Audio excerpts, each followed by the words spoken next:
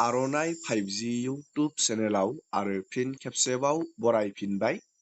मुख्यमन्त्रि महिला उद्यमिता अभियान स्किमनि 10,000 रां सोनायनि मोनसे बिग आपडेट सफैबाय।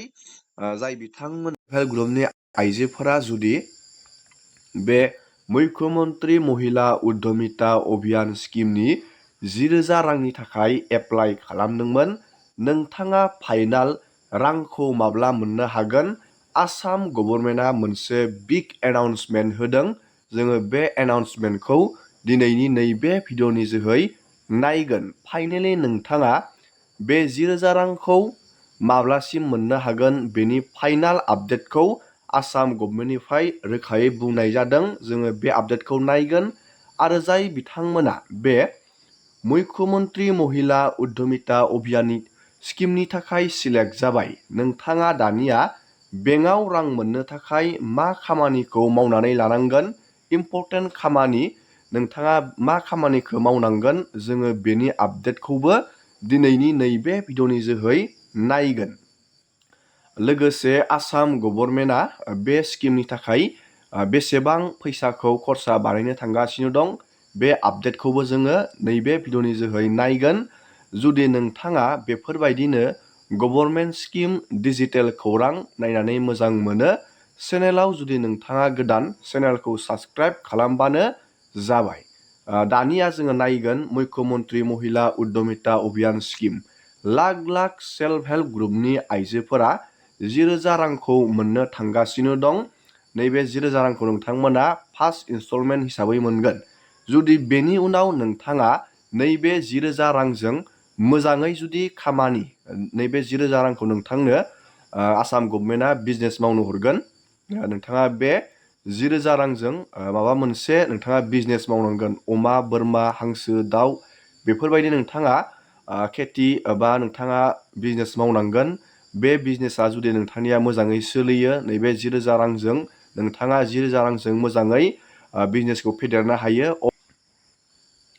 आरो नोंथाङा नैबे 10,000 रांजों मोजाङै बिजनेस मावनानै देखायनो हायो। नोंथाङा आसाम गभर्नमेन्टनिफ्राय 25,000 रां मोननो थांगासिनो दं। जुदि नोंथाङा बे स्किमनि थाखाय एप्लाइ खालामदोंमोन, मुख्यमन्त्रि महिला उद्यमिता अभियान स्किमनि थाखाय, दानिया जोङो नायगोन रांखौ नोंथाङा माब्ला मोननो हागोन। मुख्यमन्त्रि महिला उद्यमिता अभियान स्किमनि थाखाय आसाम गभर्नमेन्टआ बेसेबां खरसा खालामगोन, जोङो बेनि आपडेटखौ नायगोन। आरो गोबां सेल्फ हेल्प ग्रुपनि आइजोफोरा सानगासिनो दं, ग्रुप मोनसेयाव 10 जन मेम्बार थायो, बे 10 जननो अनलि 10,000 रां होगोन नामा? बेफोरबायदि गोबां मानसिया कनफिउस जादों जानो हागौ। नाथाय बेबायदि नङा। नैबे जुदि नोंथांनि ग्रुपआव 10 जन दं, जुदि नैबे 10 जन नोंथांनि मेम्बारा गासैबो इलिजिबिलिटि क्राइटेरिया मिलायनानै नैबे स्किमनि थाखाय सिलेक्ट जादों, अब्ला नोंथाङा ग्रुप मोनसेयाव 1 लाख, सासे मेम्बारा 10,000 रां मोननो हागोन। टटेल नोंथांमोना 10 जन मेम्बारबाथाय 1 लाख रां नोंथांमोना मोननो हागोन। दानिया नोंथाङा रोखा जाबाय। बेफोरबायदिनो आसाम गभर्नमेन्टआ गासै दा बाजेटखौ थि खालामनाय जादों।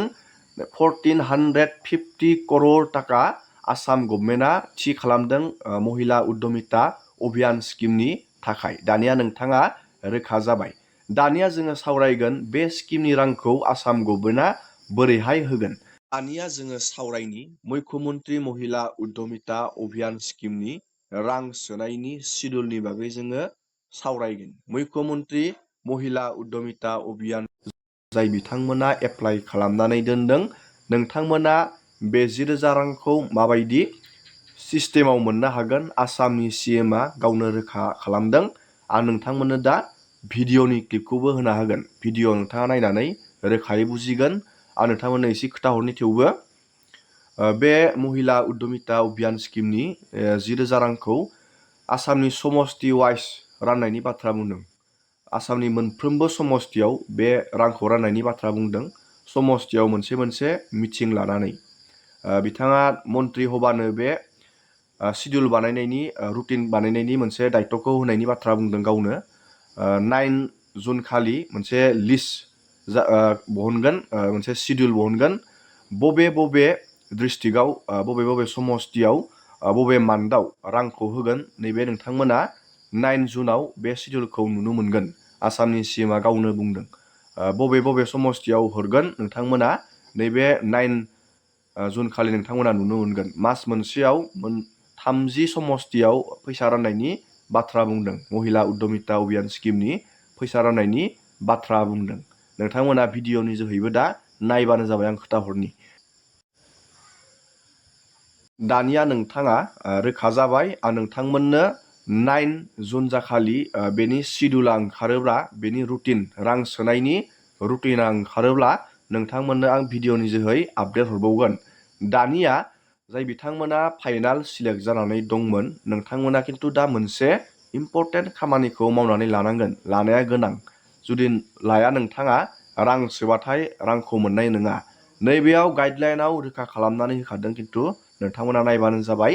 आं बारंबार खोथाहरबाय दं जाहाथे जोंनि बर' आइजोफोरा रावबो थालाङा बे स्किमाव जाय बिथांमोना सिलेक्ट जानानै दं। सिलेक्ट जानानै दंब्लाबो खिन्थु नोंथाङा नैबे सिस्टेमनि जोहै रांखौ सोयोब्ला रांखौ मोननाय नङा।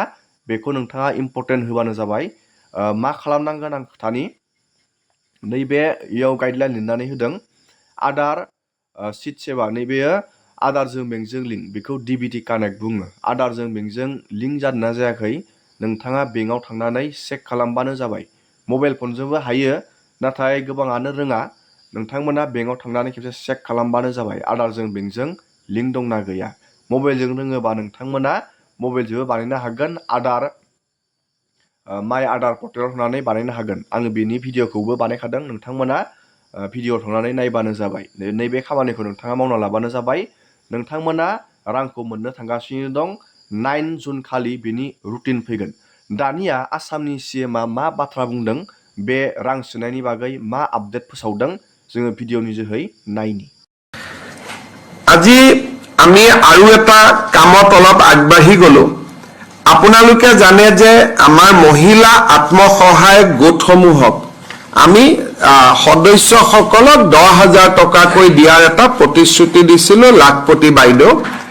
আৰু মুখ্যমন্ত্ৰীৰ আত্মনিৰ্ভৰ অসম অভিযান যাৰ জৰিয়তে এতিয়া ইণ্টাৰভিউ চলি আছে, আমি ডেকা ল'ৰাসকলক 2 লাখ টকাকৈ দুটা ইনষ্টলমেণ্টত ধন আগবঢ়াওঁ।